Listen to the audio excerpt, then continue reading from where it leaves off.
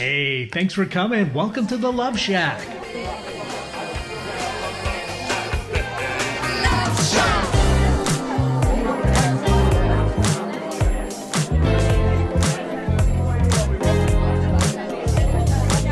Hello, welcome to the Love Shack. This is a little old place where we get together, explore fresh perspectives, and eavesdrop on juicy conversations to discover the things that really matter in our relationships. And we're going to have a little fun along the way. We are your hosts, Tom and Stacy Bartley. If you're not aware of who the heck we are, great to have you with us. And today's a special episode. It is. We got some very exciting news that we're here to publicly share. We've kept the lid on this for quite some time now, as we've been working behind the scenes to create something incredible for you. And today we're going to also announce this with a little help from our wonderful daughter slash assistant slash customer support slash graphic designer slash, I could go on and on and on. Video producer, podcast producer, and today podcast interviewer. She's going to interview us because I bet you have some questions about what this thing is that we're going to talk about.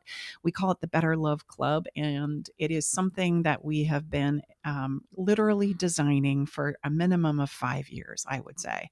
It's been something that we've known our clients needed. It was just a matter of how do we put it together? How do we facilitate it? How do we create an incredible experience out of this, as well as make it incredibly affordable for anybody who needs help in this department. We want it to be accessible by anyone who has the commitment to come in, learn, and grow.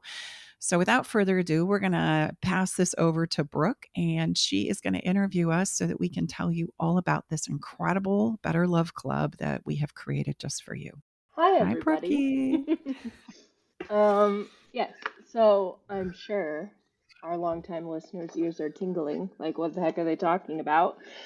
So I think first we're going to frame this episode into, give a little bit of the bigger picture first. So the first question I have for you is, what do you guys think is the biggest challenge people face when it comes to fixing their relationships? Bar none, it would be moving out of the past and embracing the ability to implement new things into their relationship. We have this tendency to believe that it's not possible, that my person that I'm with is not capable. We've spent probably a long time before accessing help of going through a very similar relationship pattern again and again and again and again. And so, number one, believing it's possible. And number two, the practice so that you can implement it into your relationship is where I find our clients really struggle, for sure. I'm actually going to take credit. I came up with the name. This goes into my next question of the Better Love Club, because you guys always say, I've noticed you say this a lot, you insert it into a lot of episodes, we've got to get better at this thing called love. And that's the whole idea behind the Better Love Club. So what inspired you outside of that saying to start the Better Love Club? I would say because we see so much suffering that happens to us as human beings in the department and conversation of relationships. And I think the thing that breaks my heart is not only have I been there personally struggling to get better at love and relationships and not knowing how and finding it very, very difficult to access the information that I need, but I also feel like nobody else knows where to go either. Like if I wanted to get better and study love and acquire some skills, where would you go? And this kind of also takes a step into the direction of we have to get better at love, because if we don't, the things that we stumble on, the things that we wrestle with, the suffering that happens in relationships is going to continue, because love and relationships require the study and the practice and the implementation of skills, just like anything else you're going to become masterful at. And so we want to make that simple and easy and available for everybody. We can all get better at love. We really can. Yeah, I would just stack onto that with such tremendous conviction and passion, because it seems to be a big disconnect when it comes to love, that this mysterious, maybe only a few of the chosen ones can be successful. And we would strongly disagree with that. So come in and give it an opportunity. It's a skill-based journey and a commitment-based journey to become a better version of ourselves every day, just like it is in other significant areas of our life, that this is well understood. So we want to, as a family and a body of work, we're doing everything we can to provide education and teaching that, look, this doesn't have to be so mysterious and so painful and so much suffering, and something that most of us, I would say, the greater percentage of us, want to have a special someone or special someones in our life. Well, and it has such impact on our lives in every other arena. And so when it's not working so great, Most things aren't working. we make up a lot of terrible stories about ourselves, about our partners, about love and relationships. And we can even take it so far as to go all men, all women, etc., fill in the blank. And it's just not true. The reality is we all can have an incredible, what I call toe tingling relationship. Like, it's available to us all. The only difference maker for us is those who really understand the skills, whether they stumble across them or they were taught to them from their family of origin, or they grew themselves in unbelievable ways just simply by tripping over it.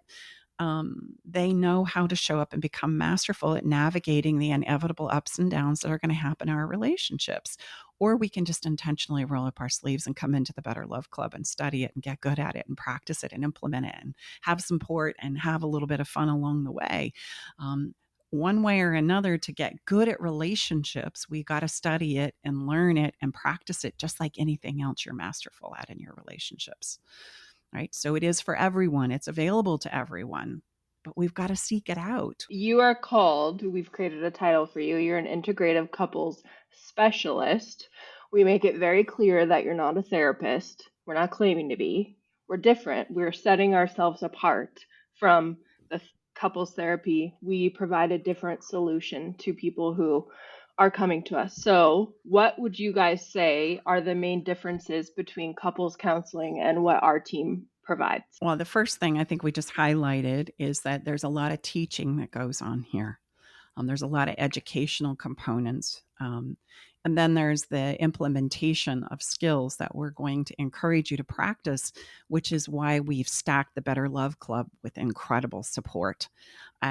We as human beings are going to mess things up, especially when we're learning new things for the first time. We know that's going to happen. And so because that is going to happen, we want you to practice, and we don't want you to just be between sessions, which is a very classic therapeutic counseling model where we do weekly sessions. We come in, we talk about our problems for 55 minutes, and then I put you back out into your life. And sometimes there's not often the clarity that's needed about, okay, what are we doing again to get better at this? What are we supposed to practice?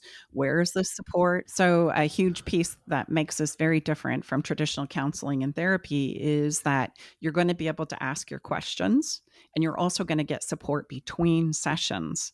Like, we want you to practice. We want you to get better at this. And we know that if you don't have the support you need to mess it up, you're not going to try. You're not going to work at it. You're not going to implement some of the things that we're teaching you as far as skills go. So our Better Love Club is stacked with a tremendous amount of support, in that if you're doing a skill that we've taught you and you're practicing at home and all hell breaks loose and you don't know what to do instead, you've got a resource of reaching back to us and saying, okay, here's what I did. I tried this, I practiced this, and it didn't go so well. So what do I do now? And there's somebody there to support you with that. It's not about just the between parts of sessions. It's about getting the support you need to implement what it is you're learning. That's a key component to getting better at love. We got to have a safe place to practice, and we've got to be able to risk messing it up and not getting it right until we master the skill.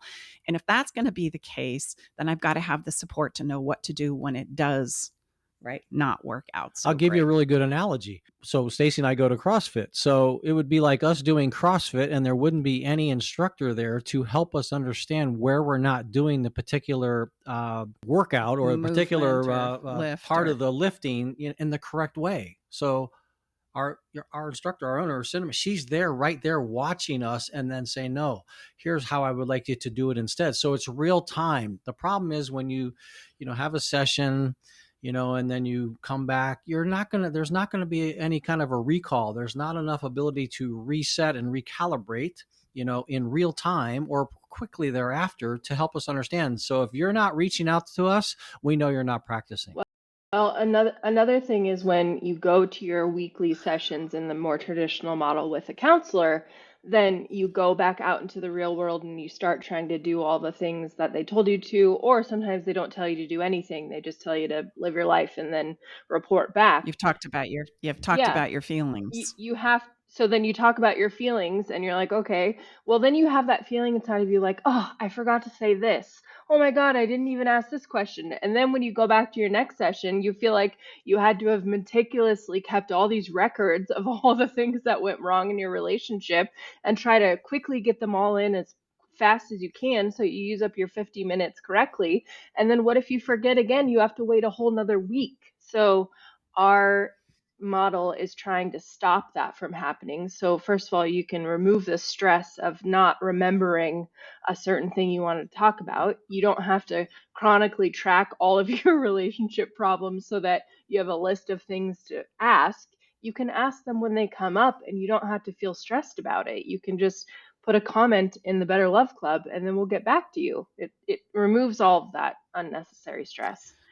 Well, and I'm glad you pinpointed this. We don't just talk about problems over here. It's Right. not about bringing your problems through the door and then we maybe do a referee. And a lot of Mm-hmm. sessions can be like that. Ooh, like score 1 point for Dave. And Dave, Sally just made a really great point, right?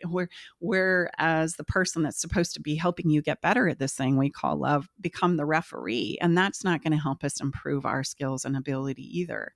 There has to be some very tactile things that are uncovered. And it's not about just bringing your problems through the door. It's literally about learning and practice and implementing. And the thing that makes Better Love Club so exciting for me in the facilitation part is I know that being able to practice is the hardest part. Like we don't want to risk, sacrificing our relationships anymore after we've come in to get help. So talking about our problems we know doesn't necessarily take us to the promised land.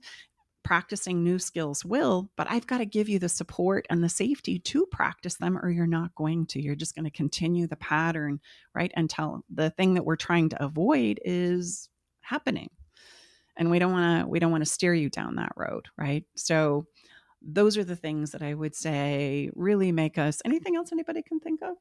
Another one of the main things that we like to say to set ourselves apart that actually sometimes trigger potential clients is that we don't focus on the past in our work. We focus on the future and how we can change going forward. But a lot of people sometimes are like, oh no, I need to focus on the past. I have to say this one thing that my partner did wrong, or else we're not going to move on. So, what do you say to that? Mm-hmm.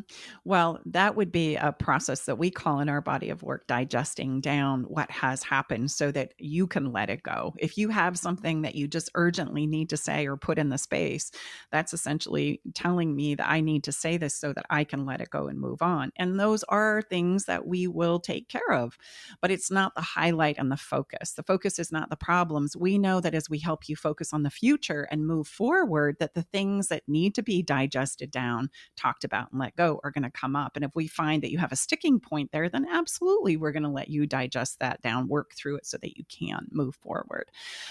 We can trust and know that as we move forward, anything that's holding us back from our past is going to show up.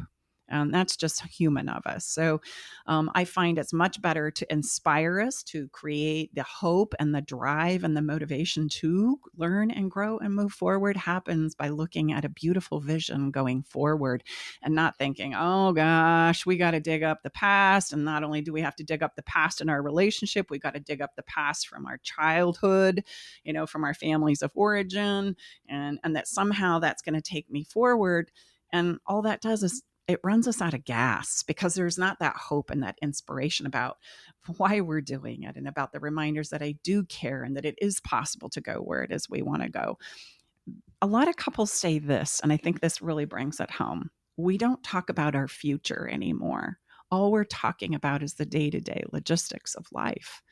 And we don't realize how important having that future vision or talking about our future is to keeping us full of hope and inspiration to do the work that is required in relationships. Like, we want to have a compelling future. We all do. And we forget about how important that is. So that's why looking at the past and only looking at the past isn't going to help us in the journey. We need that compelling motivation and desire and drive to remember that, oh, that's why I'm going to do an emotional push-ups, because I know we can create this in our future. Some of the reasons why people get tired of couples counseling, or one partner is excited to go and the other partner is like, no way, I can't do this anymore, is because that is what they picture. They picture going and digging up all of the freaking terrible things they've buried in the past. And it's like, okay, I guess we're going in for another 1 hour excavation of all the shitty things we've done to each other. Like, why would you want to do that?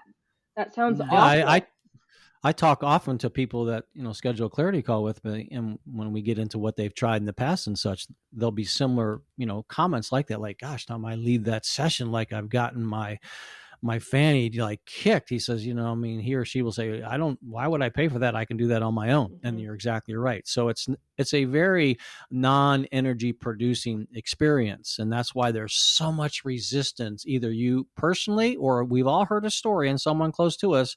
Yeah, well, Sally went to that person and it was awful, Mm-hmm. And so again, this is what we are imploring for you to understand. It does not have to be like that. And oftentimes we hear, Stacy hears, gosh, that was really refreshing. That was really helpful. That was really, actually, I had some fun. I didn't know this type of a process could be fun. Mm-hmm. Is that not true? Absolutely. Yeah. And I just want to say this is also why our partners get into resistance, or even ourselves, we might find ourselves in resistance at getting better at love. It's because we human beings have an uncanny way of tracking some of the things or places where we continue to struggle and fall down.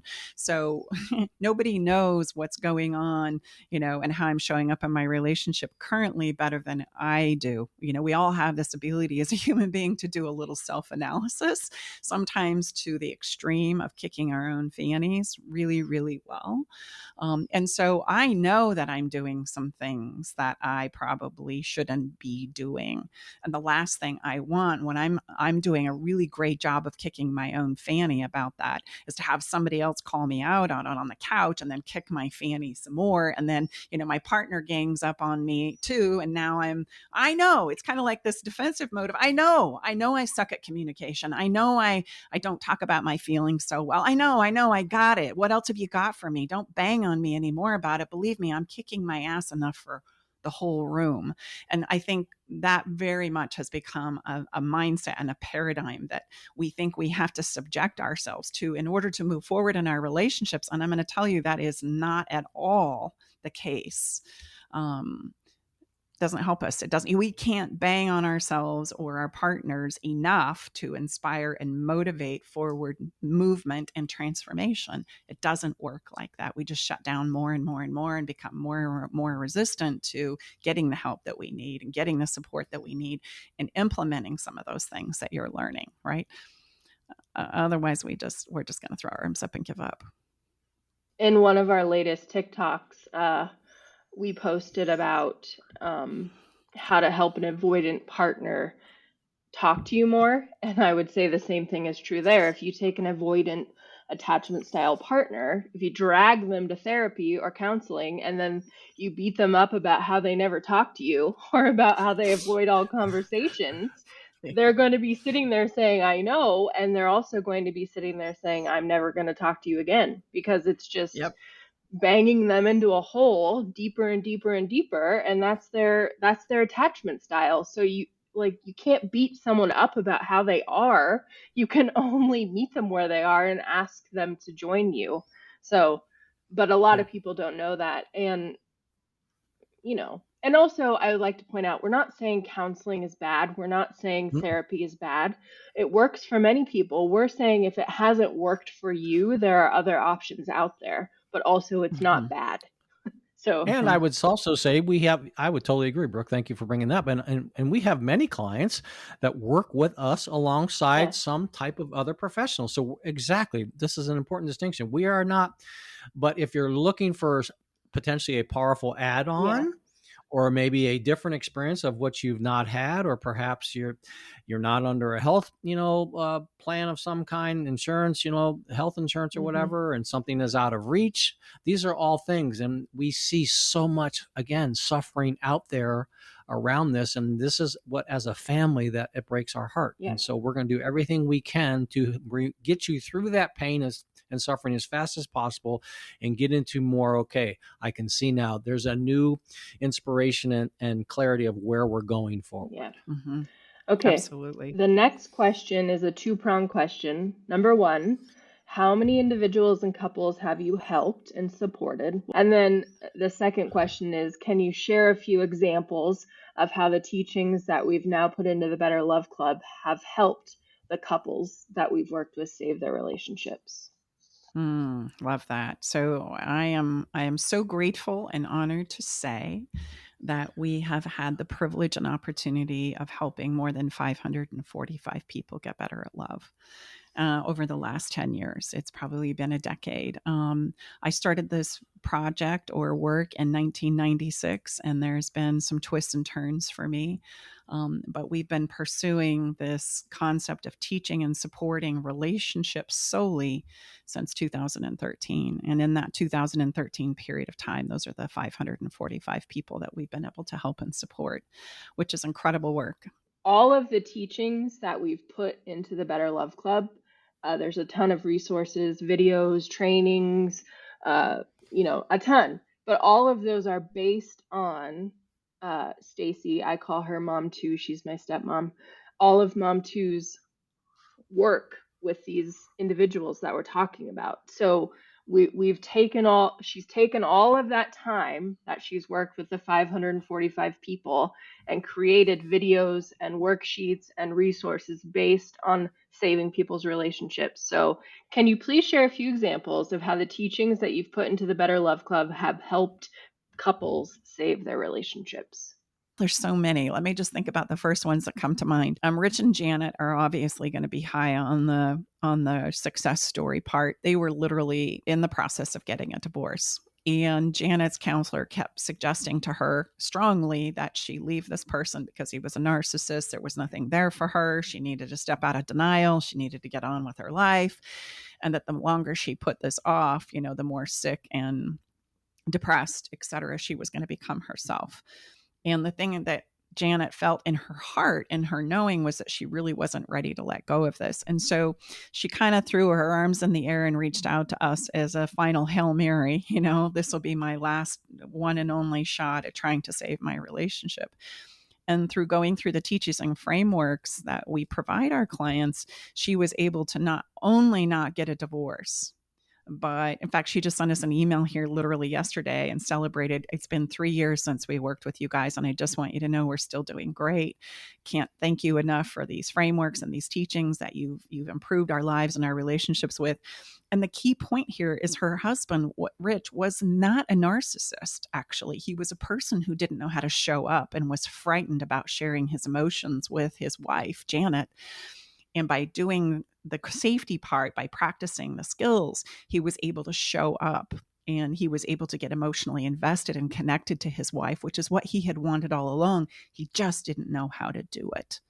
I think that's one of my favorites. When they worked with us, we had some group coaching calls, and it was so cool for me and Dad to be on those calls with them too, because we literally were able to watch Rich blossom. That was what I wanted to say. Like, he became Oh, yeah. someone who shared so much with the group during those calls that he did not start out that way. So it was really cool because you work with them privately too. So we aren't able to see that transformation, but in the group, it was so neat to see exactly what you're describing, to see him become so much more comfortable saying very deep and emotional things in front of all of us. It was really special. Well, and isn't that ironic? He is a very deep Yep. person, and oftentimes those things go hand in hand. It's kind of like the deeper and the more I feel, right, and the more I stop myself, the more shall we say, narcissistic behaviors I have. Yep. It's not that I don't love or that I don't feel or that I don't want to go there. I just don't know how to get myself safe enough to go there. Yep. And as you understood his past, that all made a tremendous amount of sense, right? He was literally chastised as a young person for having such deep feelings and a lot of emotion, especially as a male. And so he had learned to repress all of those things. And so they would eke out in crazy sorts of ways. And that was a beautiful thing to just watch him unfold and support and inspire the group. And of course, be able to emotionally connect and bond with his wife, which she always kind of knew it was there. And I think that was the piece that didn't allow her to finally just do the divorce and walk on and abide by her counselor's suggestions. It's a beautiful story. It's one of my favorites. Marnie and Patrick, another beautiful couple who were putting together a second round, and they had children from their previous relationships, and they were stepping into the concept of step parenting. And Marnie first came in to see me before I saw Patrick. She came in solo, which very often happens in her work. And she went on and on and on about all the terrible things that Patrick was doing in this relationship. And see, this is why I got to move on. And this is why it's never going to work. And, you know, if Patrick could just do these things, then we would have a great relationship. And I just don't think it's possible. And I just don't think he's capable.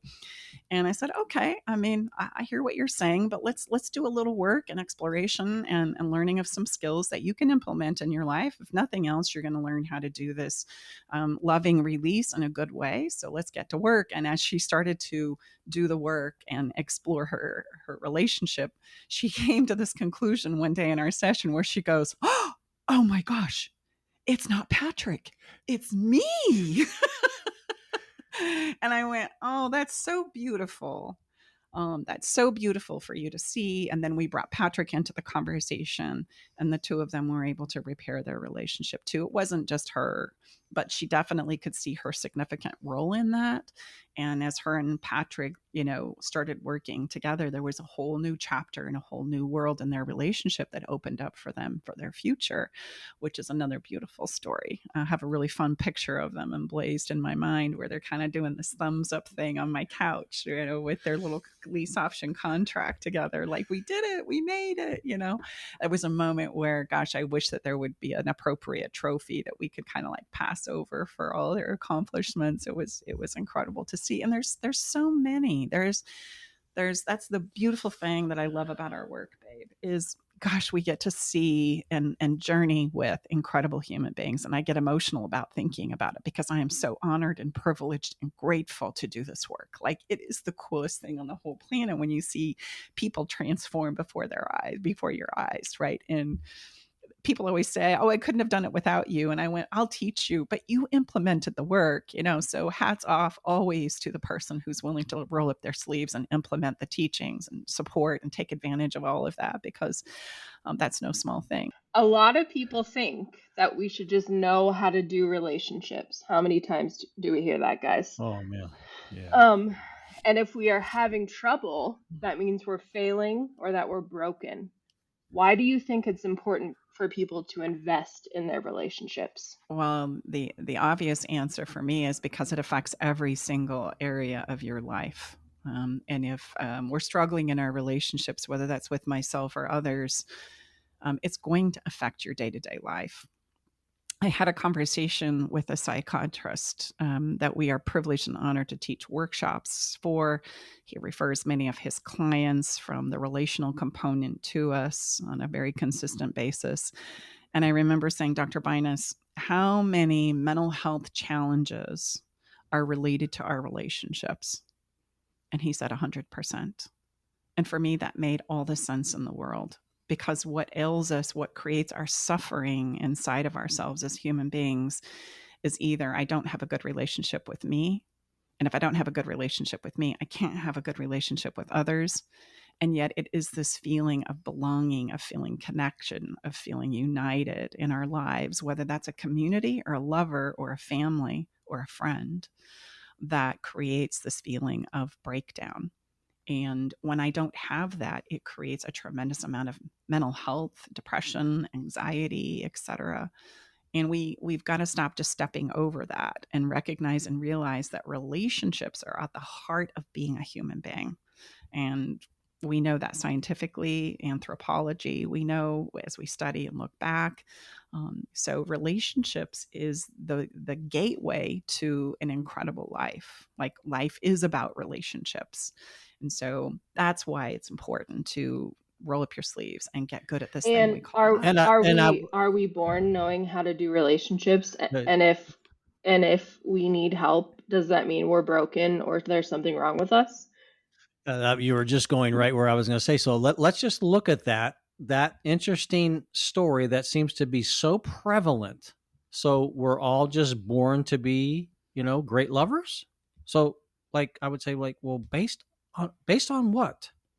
So most of us go from what was modeled to us, and sadly, many of the times, I'm not saying every time, but many of the times, that's not such a great mentoring process. Meaning that Meaning, our parents didn't have the best marriage, or whoever our grown-ups, whoever raised us, yes, did not have. yes, It's not the best for us to model our love right. story after that, is what you're saying. Yeah, I truly believe we're all doing the best we can with what the tools that we've been given and what we've practiced. But again, because there is this such significant disconnect in this area of our life, but yet at the end of our lives, we read the stories of regret that we read, and most of the regret is around relationships. So if that's the case, then to me, that's just a confirmation that no, that is a huge fairy tale. We meet the special summon and we have this special day. And how does the fairy tale go? Everyone that I ask that on these calls, by the way, they can always answer the rest. And they live how? Happily ever after. We all know that. How do we know that? So because that's the fairy tale we've all bought into. And we love a great story. And we know that great love is possible, but not without what's required. And so, no, there is absolutely no failure. I always remind people, look, if LeBron James has a coach, if he has a mentor, he has people that he surrounds himself to keep his body good, to keep his nutrition good. I mean, this is a man that maybe arguably one of the best NBA players, but you get my point. So the best people at their craft have people around them that bring out the best in them. So there's nothing that one should be ashamed of or embarrassed or whatever if you need to step in and get some people that are more expert than you at where you want to go. So find someone that has what you have. In my I am married and divorced. So in my last marriage, I'm engaged now. That's why I said last marriage. um, when my ex-husband suggested that we would go talk to someone and get help, it deeply offended me. And I know that's an experience for a lot of people.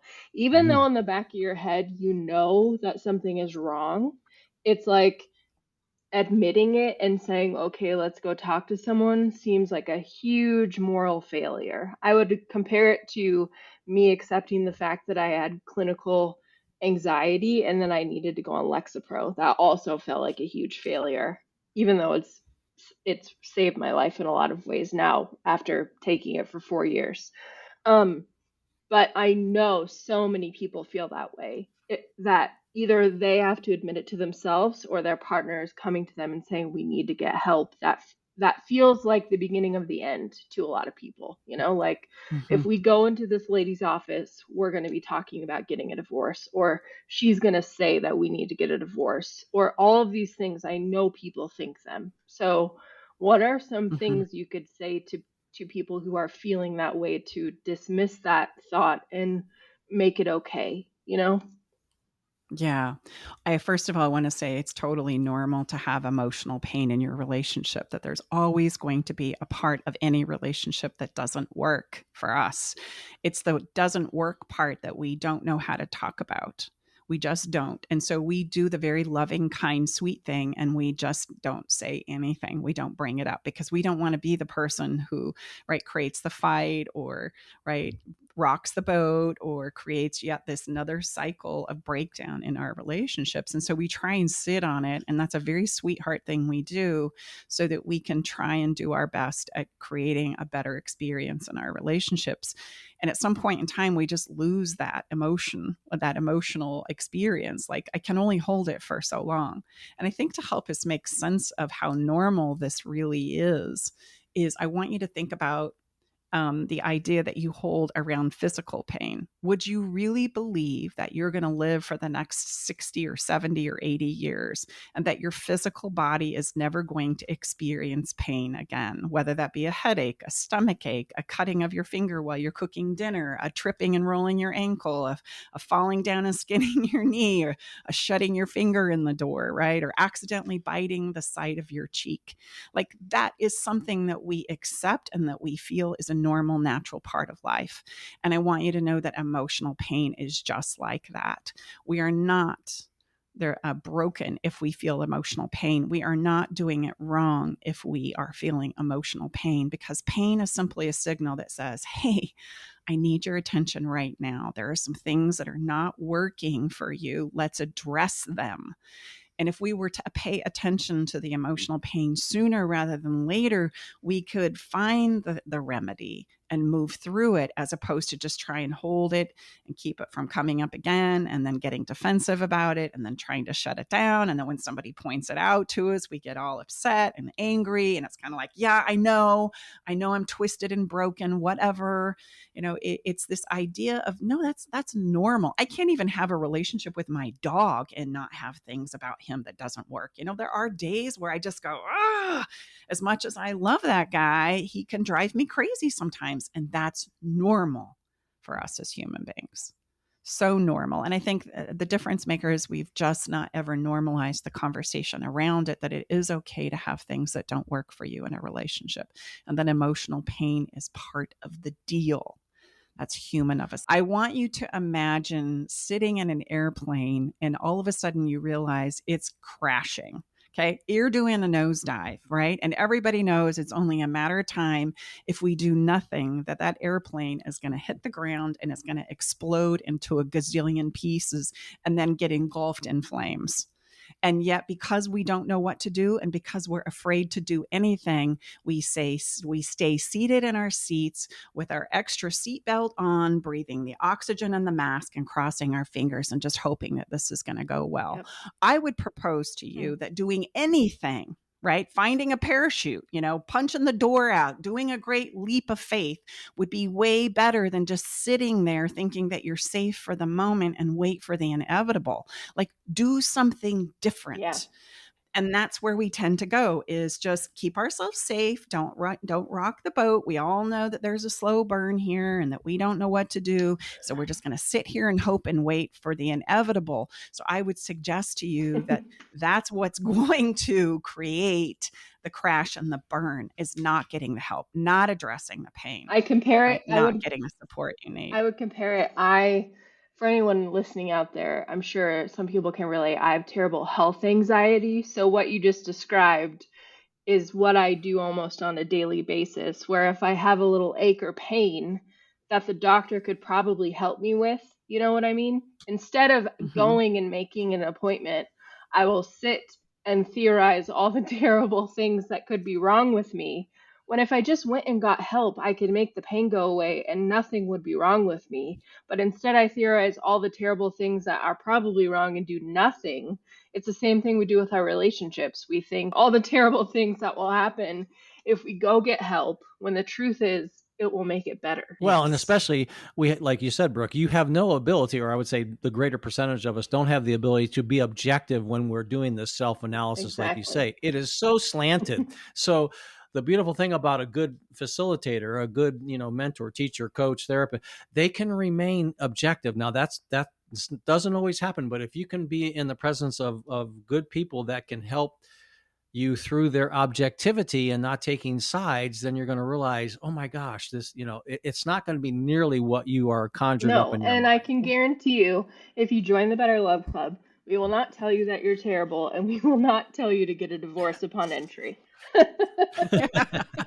Yes. Well said. Well, and I would also like to just point out, as we kind of move on to the next question, is that being scared and not knowing what to do causes that aspect of us just like, nobody move, nobody do anything. We don't know what to do, so don't do anything, for fear that something will then just make it worse. Instead of recognizing that doing anything is your gateway to making it better. Yep.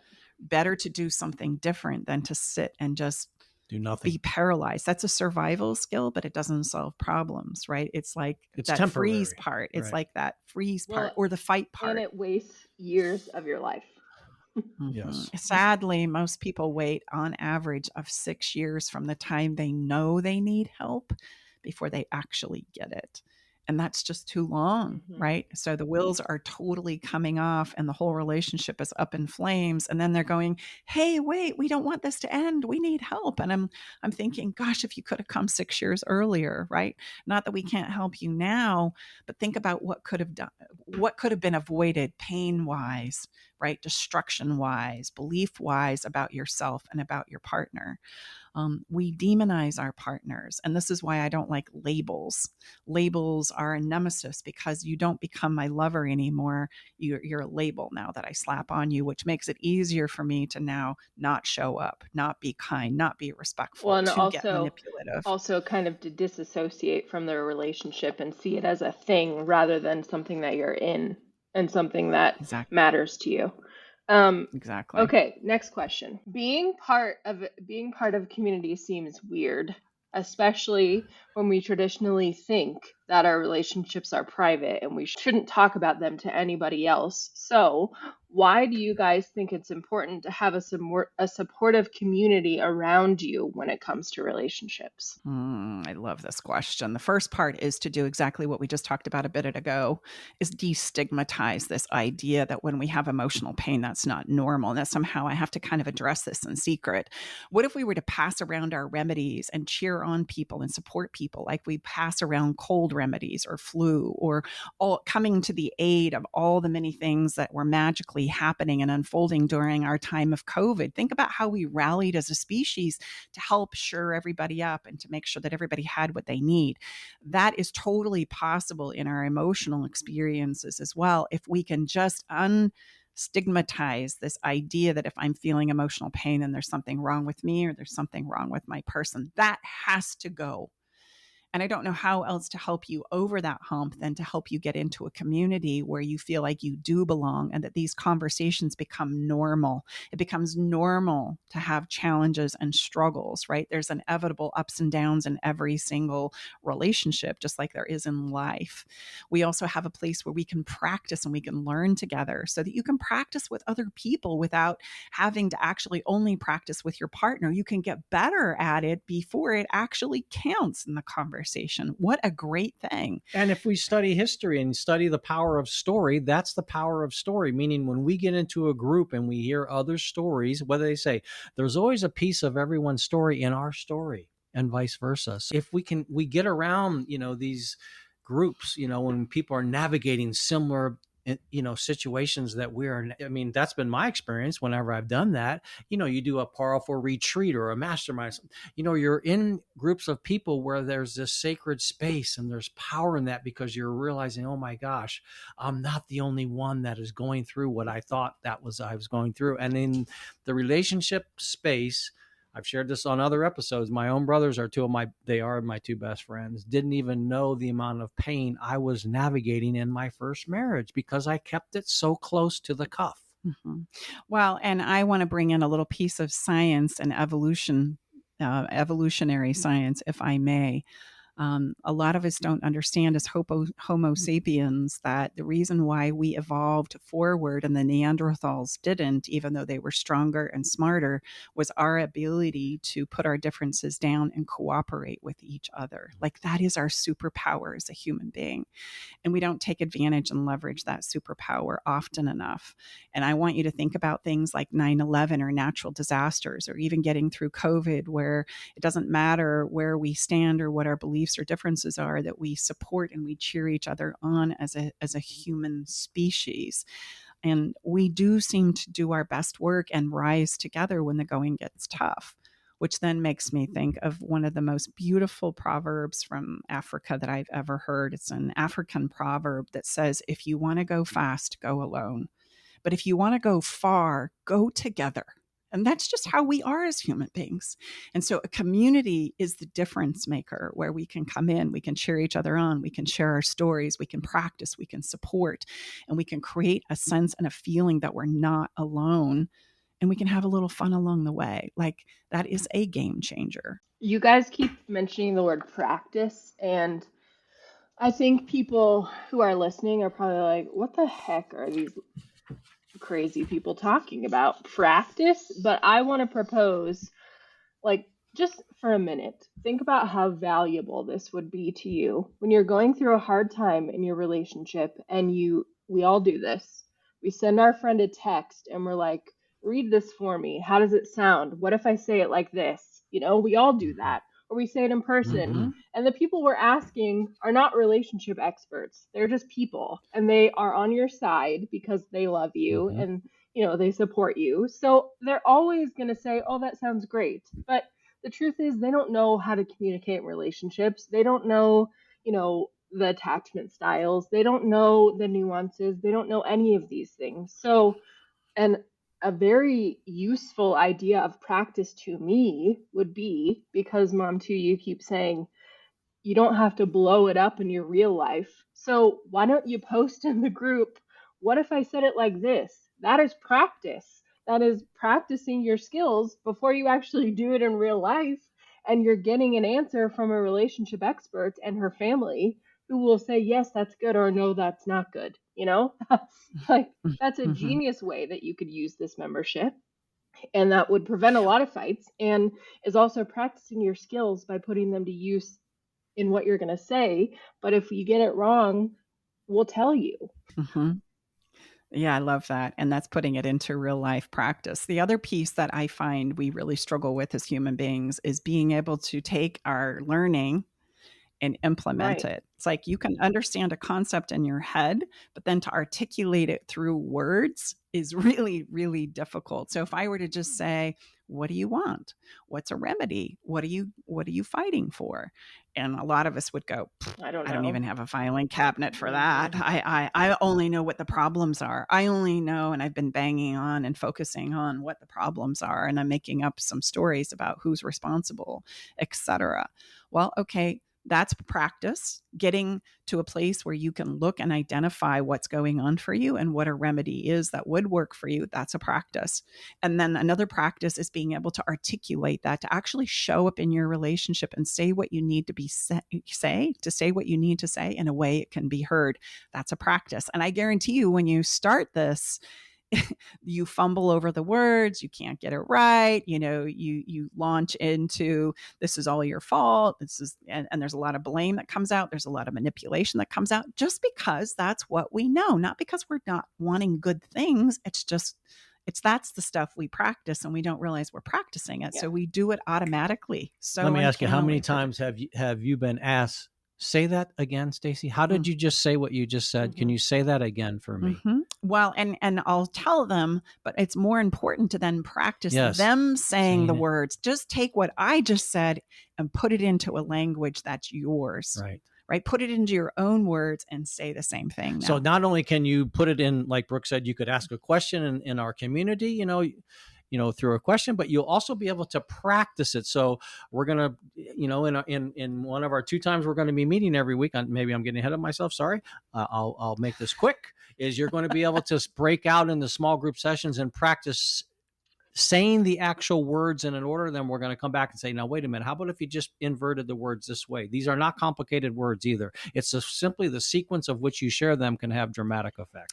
Well, and doing the introspection and the exploration about what's going on inside of you so that you can bring those things to the table in a better way. Asking for what we want is a skill. It's a practice, because most of us just ask for what we think we can get away with. Right. And so we're always disappointed. We're always left wanting, because we're really not asking for what it is we really desire, just the part that we feel like we can get, or that we deserve. And those are all skills that we are absolutely going to practice in the emotional weightlifting, Jim. We're moving into the rapid fire question section. Good. Key 2 words there: rapid fire. Okay. Mrs. Bartlett. First, I'm going to give a short overview of what you get if you join. Okay? When you join the Better Love Club, for the essential membership, which is where most of our members will be, what you get is access to an incredible amount of video trainings, PDFs, resources, FAQs, all the learnings about love you could ever want. How to build a lease option contract for love, our relationship rescue course, plus many, many, many, many more hours of teachings. You also get a group coaching call on Monday nights where we will either be teaching you a skill or we will be answering your questions. And then every Thursday night, we have an emotional weightlifting gym session, which, Mom, too, what is the emotional weightlifting gym? It's a place where we get to come in and practice what we're learning, and we get to have a workout. And we're going to pair up and we're going to basically say, okay, this is what we're practicing tonight. Here's your person. It's not going to be your partner. It's going to be somebody else who's part of the community. Let's practice that. And that will that be changing every week? Yes. Well, we won't be practicing the same thing every week? No, there's lots of skills we need to get good at, right? So you're going to do the learning through the videos, the worksheets, the PDFs, etc., the audios, and then you're going to come in and we're going to practice what it is you're learning with your community. And then you're going to be set up and in a perfect position where now doing it in your real life relationship is not going to be so scary. You're going to know exactly what to do. You've tried it on. You've worked out the kinks. You've gotten somewhat comfortable with understanding why you're going to do it like this and how to do it like this. It's a game changer. And then additionally, you get the ability to ask us questions anytime through the forums. And if you don't want to ask it publicly, you can always send us a DM and ask it privately. So all of that information, you get all of that. Rapid fire. Do you have any religious, race, gender, or relationship biases? No, none. Our frameworks are all very neutral based. We are going to do our part in honoring whatever your religion, race, or sexual preference is, because these frameworks and the teachings here are not based on any of that. They're based on humans' ability of creating relationships. Bottom line, everyone is welcome. Bottom line is everyone is welcome. Do you guarantee that you can save my relationship? No. Good question. If we only could. If anybody promises you that they can guarantee some kind of an outcome in your relationship, I'm going to encourage you to run, because that is an incredible sales tactic, and it's also a lie. There is nobody, including yourself and your partner, that knows how this is going to play out, as everybody does their part to get all in and show up in the relationship. That would be like being able to predict other things in life, like the stock market and where you're going to be in 10 years and how, your kids are going to grow up and who they're going to become. Like, that is crazy. And so it is true in our relationships as well. Like, we can only choose to get on the journey and do our part in taking us to the very best of our ability to where it is we want to go. Can we share what we do guarantee? Yes. We guarantee as a family, we're going to give you everything we have for you to show up as the very best version of yourself. That's what we're going to guarantee. Or we'll give you your money back. Yeah.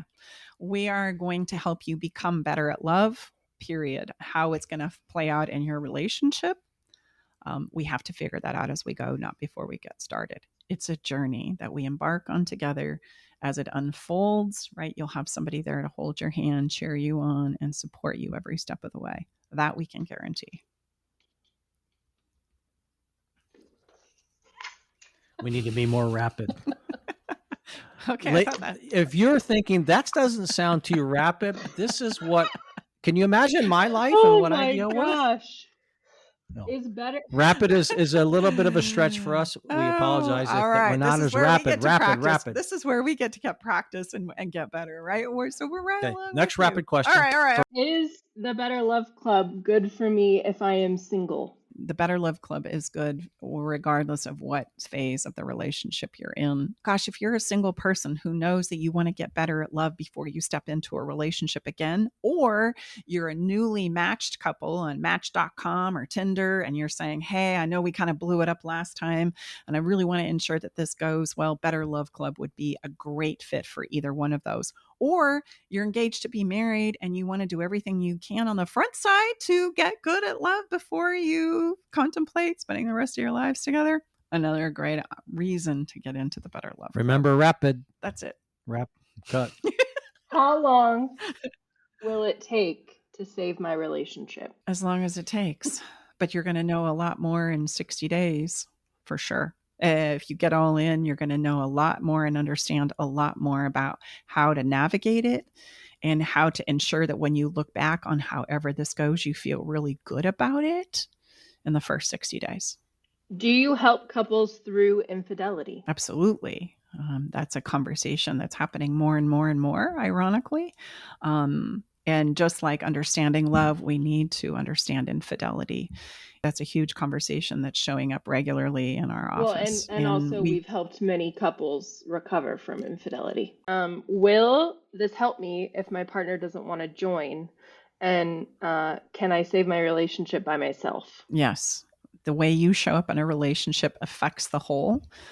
You might get a little resistance on the front side by saying, "Hey, why are you doing that thing? You know, this isn't how you normally do that," or I'm maybe even trying to light you up, right? I know that if I push this particular button, you do X, Y, and Z, which gives me the license to go, "Ha, see, it's not me."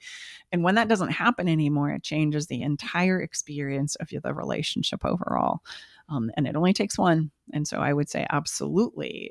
Don't wait, because if you wait for your partner to get on board, you may be waiting for a very long time. Meanwhile, the plane is crashing. Mm-hmm. May I ask a quick question? Something. No, how about if the partner wants to join after the next question? Okay, you can tell Brooke and I are related. Can my partner can my partner decide to join later, and how does that work? I'll answer that question. Yes. Okay. Yes. Thank you. They can join later, and all you would have to do is email love@stacybartley.com. Say, this is my membership. Please add my partner, and we'll add them for free. There's no extra charge. Mm-hmm. Wow. 1 monthly membership includes 2. Both people. Includes you, you and your partner. And you both will you have and your separate spouse. You and logins, so you access. can interact as yourself on the member form. And you would also have the ability to ask a private question that your DM. partner, yes, which is important. Because sometimes we need to work a little thing out for ourselves first before we want to reveal it to our partners. Like, that's normal. Yeah. So we want to give you the place and the outlet to do that. Exactly. How do I know if it's too late for me and my spouse or partner? You won't know. That is our little brains coming up with the horror picture and the worst case scenario in your life. And the reality is you won't know until you come in and see what's possible. And that often is the thought that stops us from raising our hand and getting the help that we so know we need. Don't let that happen to you. You don't know what's possible until you step in and start exploring what is possible. And if we just leave it to our thinking, we're going to come up with a worst case scenario. We're really good at that as human beings. Leads me to the next question very beautifully. Why do you think some people, I would say a lot of people, are scared of communities like the Better Love Club? They're afraid of being judged. They're afraid of being labeled. They're afraid of being different. They're afraid that they can't get it right. It's this thing that we have to keep in secret. And I think that's just a lot of family and societal programming, that it's embarrassing to have emotional pain, that it's embarrassing to struggle with this thing. And gosh, if we're ever going to change the conversation on this, we have to be brave and bold, and we have to show up and go, there's nothing wrong with me. There's nothing wrong with my partner. And where is it that I've gone to study about love and relationships in my whole life, and yet I'm just supposed to be good at it? Like, that's crazy.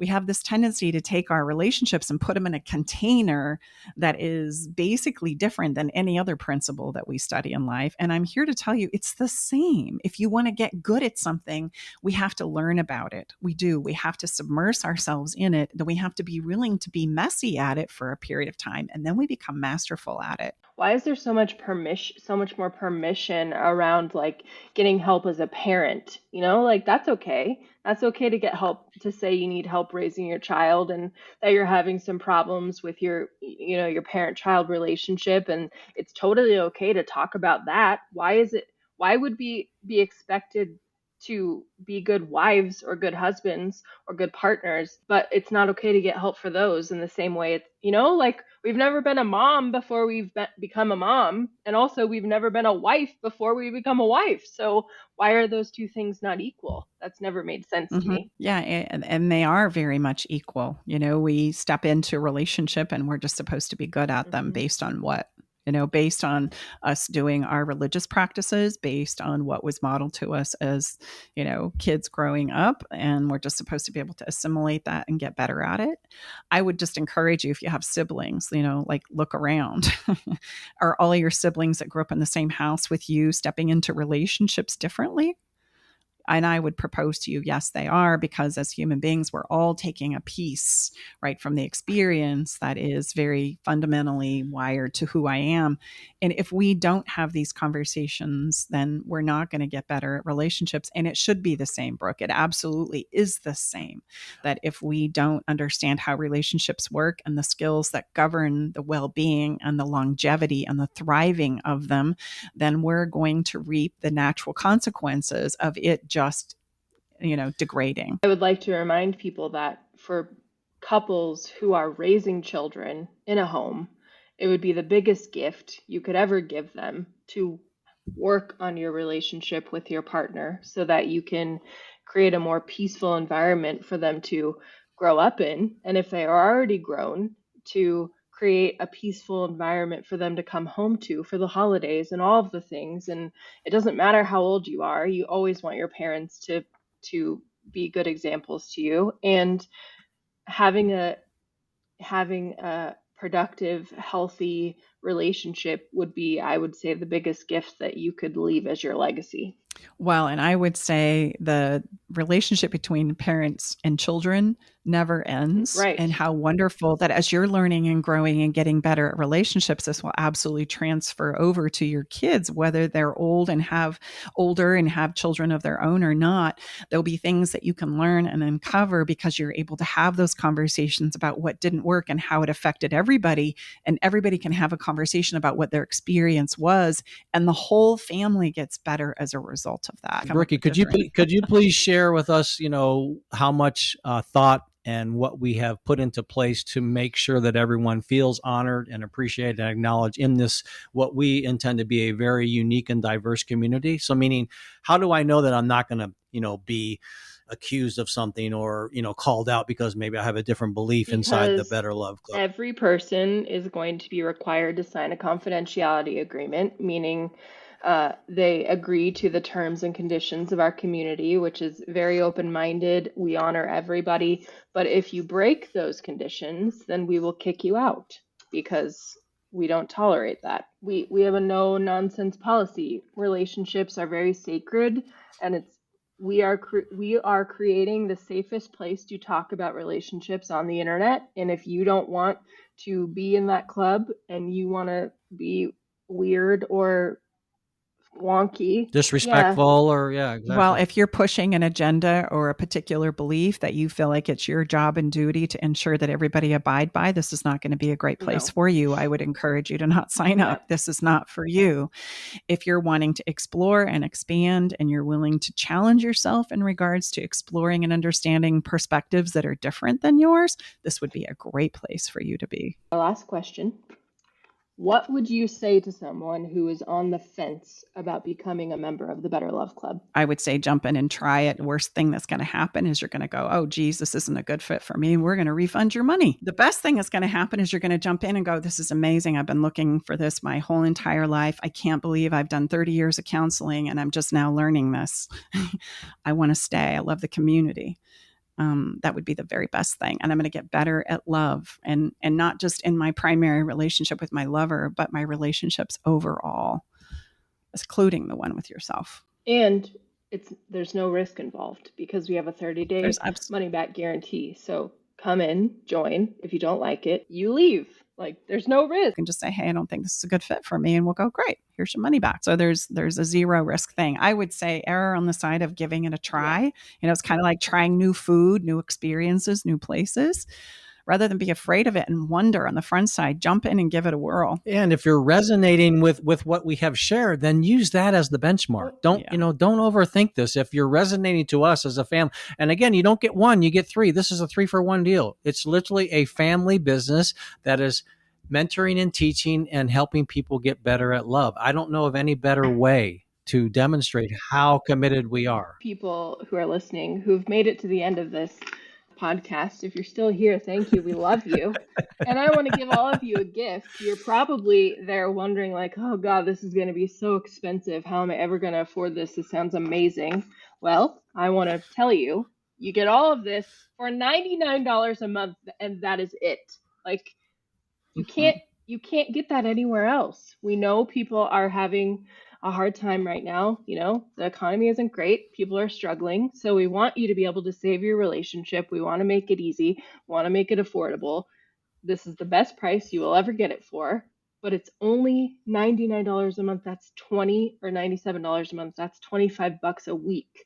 I think we all have $25 a week to invest in ourselves and into our relationships, which the quality of our relationships determines the quality of our lives. Mm-hmm. Well, and remember, for that $99, that $25 a week, less than $25 a week, actually, you're going to get 2 live sessions with us. And the ability to ask any questions you want. Yep. And to get the help and support that you need, right? So this isn't just 1 call a month. This is 2 calls a week. So you're getting us live every Monday and every Thursday. Why are we doing this? You know what? Bottom line is, we care. We want this to go well for you. We are committed to doing everything that we possibly can to make this go well for you. So we're going to give you everything we got. Mom 2 is running out of one-on-one spots. She's booked out. She's now becoming booked out several weeks in advance, so it's becoming hard for people to get scheduled with her. So we said, how can we make this information available to more people than just one-on-one sessions? Because we can't help very many people that way. So this is our answer to that. Mm-hmm. And hey, if you know you need some one-on-one, I get it. Sometimes one-on-one sessions are required. There are spots for those levels in the membership as well. Okay, so just know that if that is something you need, there are some very small availability with that. And we already know that those are going to get taken, and don't worry. And how we're going to do that, we've already talked about this, is if there's no availability, you can get your name on a list. And so there'll be a waiting list, and you just keep coming and showing up on the twice a week.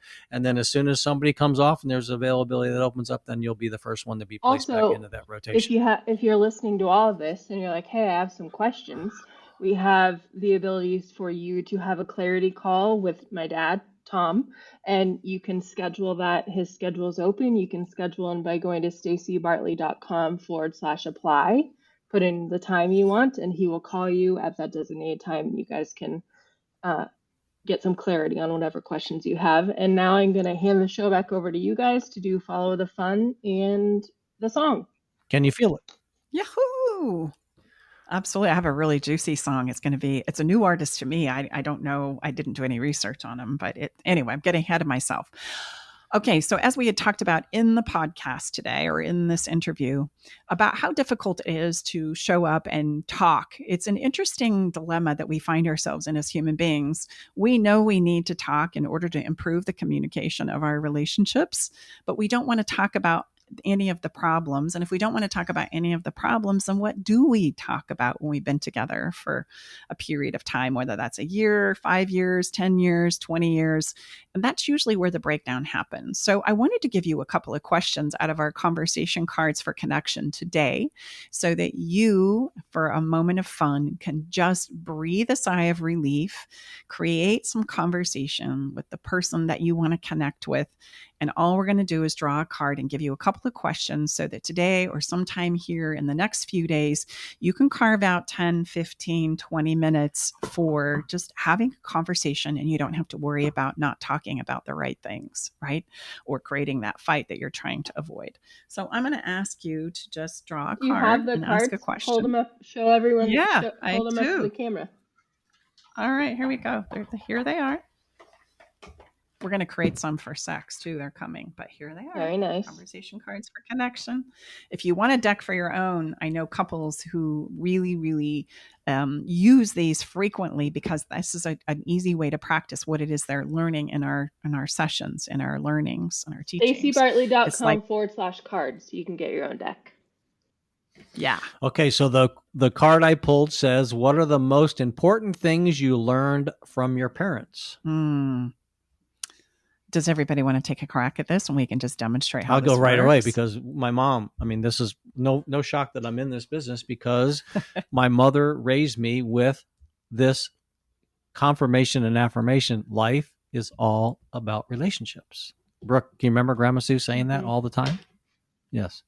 Yeah. So. I think for me, my mom had a saying that became a huge part of our lives and is painted on several of my siblings' walls that says, the sun will shine in this house, whether it's shining outside or not, meaning we get to take charge of the experiences that we feel and that we have in our lives, regardless of the circumstances that are playing out overall. My mom was masterful at demonstrating that. So that would be a huge gift from my mom. What about you, Brookie? I would say my mom taught me to be kind. My mom is a very kind woman who helps people as much as she can. And I would say my dad taught me a lot. I don't know who I would be without him. I would say he taught me to have integrity and to always keep my word. And also to enunciate and always to have good lighting. Hey, and wait a minute. I have one too that I know for a fact he taught you. There has to be proper HVAC at all times. Airflow. Ventilation. I constantly get that reminder. Yeah. Ventilation for sure. So use this to create connection in your relationship today. What are the most important things you learned from your parents? I think that's a really great question. And I'm going to give you one these more. pack of cards, they fit right in your purse too. You can stick them and have some fun when you go like out to eat or something or whatever. They're really Here's cool. the second Brooke one. designed them. They're awesome. What do you love most about life? So there's two that you can just say, hey, don't worry. We now know what we're going to talk about. Let's sit down and share. And just let it be about the sharing. Don't analyze, don't judge, don't think you know the answer. Don't jump in and answer the question for them. Just ask the question and let everybody respond. And we get to practice like listening. And the rules that are on the box are no electronic devices allowed. You have to leave your phones in your purse. This is looking at each other, a simple card. It's fun. It's absolutely fun. Families use them for road trips. They can be used for families as well. Just want you to know that they're good for all ages. Yeah, as long as we can talk. There's no inappropriate questions in there. Inappropriate questions. Exactly. So let's land this, shall we, with a song that I was talking to you about a little earlier. Have either one of you heard of Sam Martin? Yes. Brooke you has. have. Oh, Brookie knows who he is. I've not. Well, today's song is It's Gonna Get Better. It's absolutely going to get better. And the lyrics are, it's going to get better for you. You'll look back. You'll forget the pain. It's going to get better for you. You don't need to be afraid. I know you think no one's with you. I see how lonely this makes you. Don't give up now. You can get through it. It's going to get better from here. And I want you to know that's the whole genesis behind Better Love Club is we want it to get better for you going forward so that we can move through the pain. Yes, pain is a part of life, but we don't have to live our lives in it. That there's really good parts about love and life as well. And we want to pursue those. We want to move through it and not get stuck in it. So you can check out this song that we have for this episode, as well as all the other songs that we have for every episode that we've ever created. You can do that by going to our website. You can also search us up on Spotify by searching Love Shack Live playlist and all the songs. You've got 104 of them now. They're obviously not only songs that we enjoy and love over here, but they're also a theme song for every conversation that we've had right here in the Love Shack. So it's been a pleasure. I hope that you understand why we are so excited about the Better Love Club and that we have spent literally 5 years putting the parts and pieces together for you, trying things on, checking ones that don't work and understanding more and more clearly what it is we need to become better at love. It's such an honor and a privilege and a get-to for us to be able to bring this to you. We're so looking forward to seeing you inside the Better Love Club. Thank you so much for being here inside the Love Shack with us this week. And if this episode has been helpful for you, if it's inspired you in some way, we're going to encourage you to subscribe as well as pass it along to your friends and family. Because as Brooke said earlier, as she started this interview, you know what? We all got to get better at this thing called love. Okay, everybody, time to go. we got to close the doors to the Love Shack for this week. You don't have to go home, but you can't stay here. Come back next week, though, and join us for another edition of Love Shack Live with Tom and Stacey Bartley.